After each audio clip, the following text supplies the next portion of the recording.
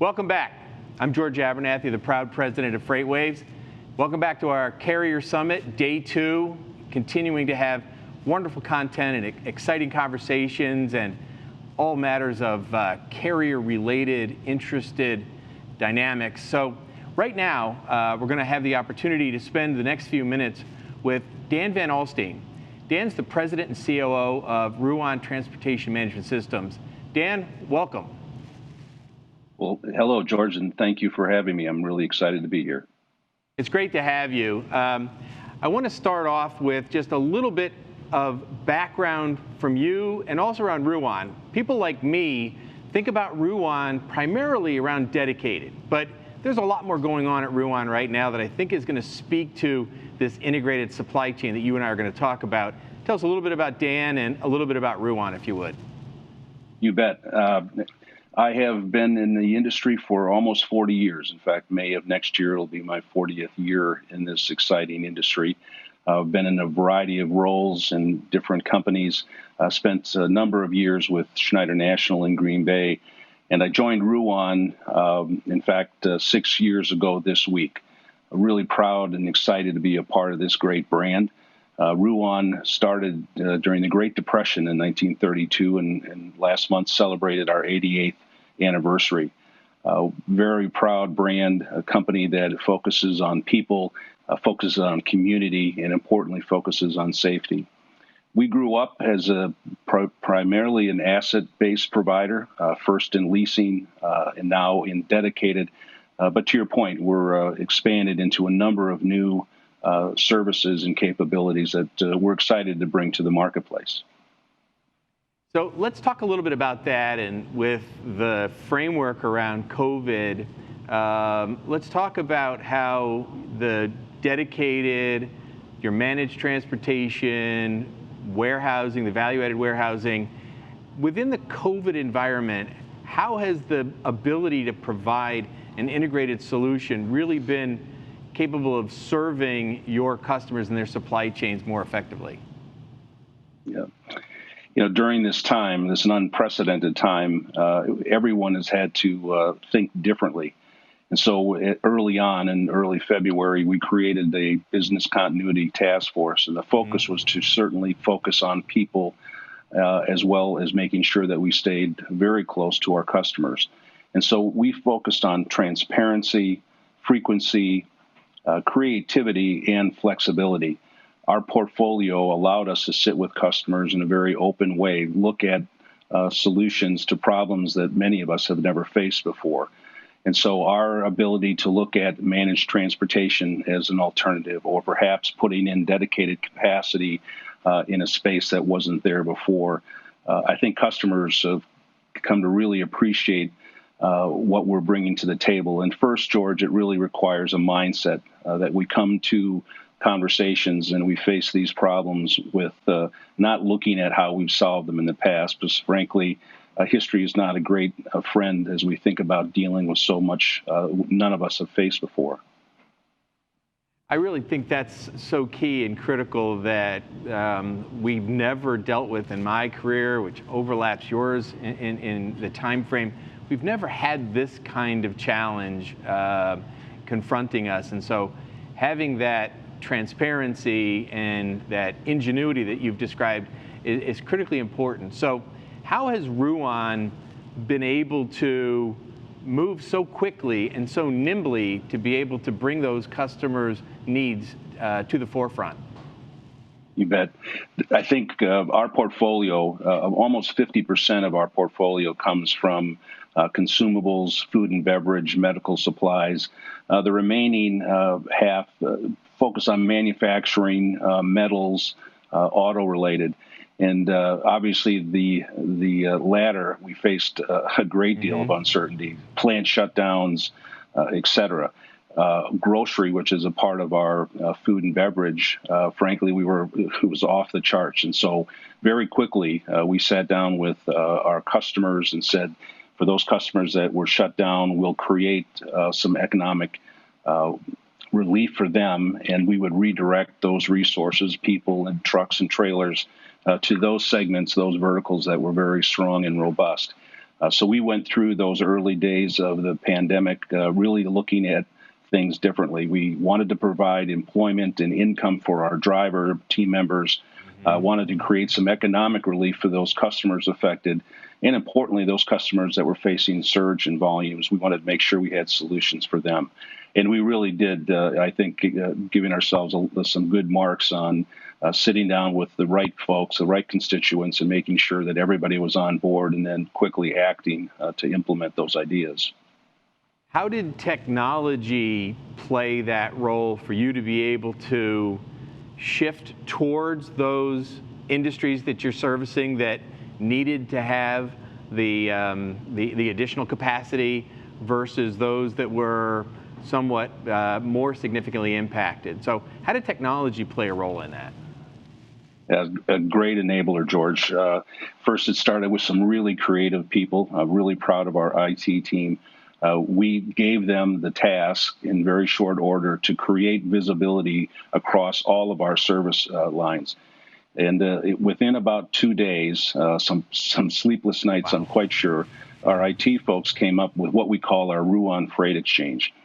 Frankly, not terribly creative in the sense of some of the other technologies available, but I was really proud of the determination and innovation. And what we ended up doing then is created, in effect, a portal for all of our operations folks, regardless of what part of the company they were in, to either serve up resources that were not going to be used in specific operations or serving up demand volume that needed to be addressed. And so we use that tool to this day, and I think it's really changed how we're looking at executing on a quote-unquote normal basis.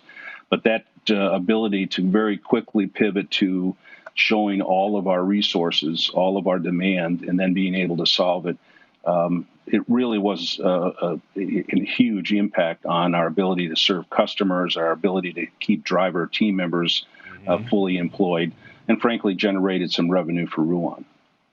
That seems to be the ultimate goal, is to be able to, as you described, the drivers and the rest of your employee base, but at the same time serve customers and drive revenue to Ruan. That is the ultimate goal, which is wonderful. So as you talk about the evolution and some of the things that you've had to do during the pandemic, do you see long-term changes to the way that you'll be deploying resources, potentially either more or less deployment of folks at a facility versus centrally located? Have you thought through those things long-term, and has this given you new insights to where you're going with that? You bet. That's a great question, George. And I think certainly across Ruan, but across our country, across many industries, things that were unthought of said we couldn't do that, it's too hard, or we would lose something too important. I think, frankly, the pandemic has challenged us, forced us to look at things like working remotely. So many of our team members are on site with customers, and so many of our team members are close. They have proximity to those operations that they support. We were forced to work remotely, and I'm certain there are things that are falling through the cracks, but I don't think big things. Our ability to execute, our ability to ensure we're staying close to our team members.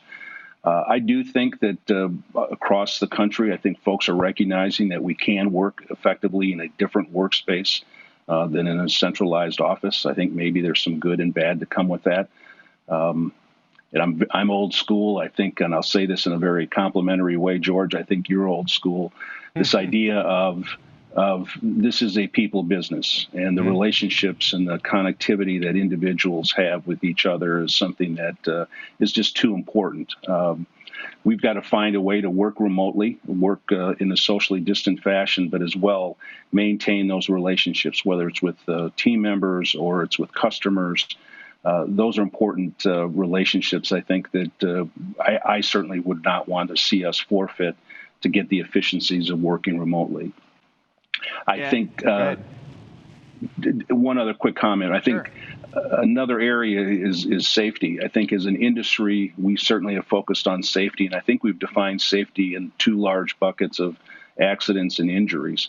COVID, I think, has created a new safety. Now we have to, as an industry, find a way to protect our team members from this disease. And so we have a whole number of new protocols, PPE and processes to clean out trucks, et cetera, that there is a third dimension of safety now that I think as an industry we have to face. And I think that might very well be more of a long-term thing than when the COVID ends. That's exactly, but very timely. That's exactly where I was going to go next. Of what do you think those long-term impacts you've just described around safety, something that is a protocol that is in all likelihood going to continue, and could very well be beneficial for your customers, for the folks that are working for Ruan going forward. What else do you see as as you talk about the integration, and you do so many things for customers, what do you see as the long-term impact that will potentially benefit those customers that Ruan is servicing? Yeah, I think that, again, the pandemic has forced everyone to think differently. In that exploration, I think we found that there are different ways, and when I describe different, I mean more efficient, lower cost, that were somewhat taboo in the past. A customer, or perhaps ourselves, we said, well, we can't do that because of fill in the blank. Whether that was having centralized billing or having support on site at a customer. I think all of those things we have challenged ourselves and maybe exercised some demons of the past around thinking that we can, in fact, support an operation, or we can, in fact, bring this creative idea to a customer, and they may think about it differently than they have in the past. So you have and you manage a company that I would tend to look at as like an 8-cylinder automobile. You want them all firing at at their maximum capability to deliver your customer value and deliver value to Ruan. So as these, some of them, as you described, really shut down, and others of them were firing like crazy, do a little market prognostication, if you would. How do you see the economy as it's moving forward? Are you seeing the rebound in certain of those areas? What are you expecting over the next 6 months, 12 months as we hopefully exit the pandemic? Yeah, the honest answer to your question is I have no idea. But I'll give you my opinion. I think, as I mentioned earlier, I think the history is unfortunately not a great place for us to look to learn.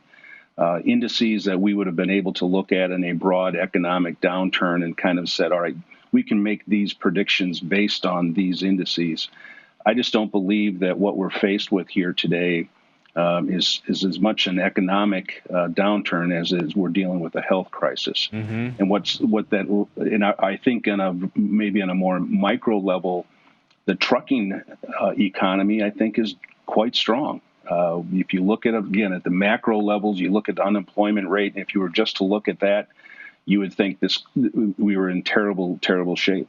The reality is that dependent on the vertical, dependent on the geography, dependent on the industry, there is a strong and robust economy in the trucking industry that is playing out every day. You look at some of the other signals, spot market pricing is on the rebound, volumes are on the rebound. OEM manufacturers are now producing at higher levels. And so I think we're going to still deal with high unemployment, but I think it's going to be related to more service-based food service, restaurants, hotels, those kinds of things. I do think folks are going to travel less, but I do believe that from a trucking perspective, meat and medicine and water are all going to need to get to folks that are staying at home. I think those stores, those retailers that are in the do-it-yourself market, I think they're very strong, and I would believe that they will continue to be strong. So I think manufacturing is going to take some time. That's probably 6 to 8, maybe 12 months out in terms of of getting back to pre-COVID levels. But I do think there are segments that are going to continue to be extremely strong. Dan, I want to thank you very much. I wish we could keep going. I wish we had unlimited time, because I genuinely think that the FreightWaves Carrier Summit folks have really been interested in what you've had to say.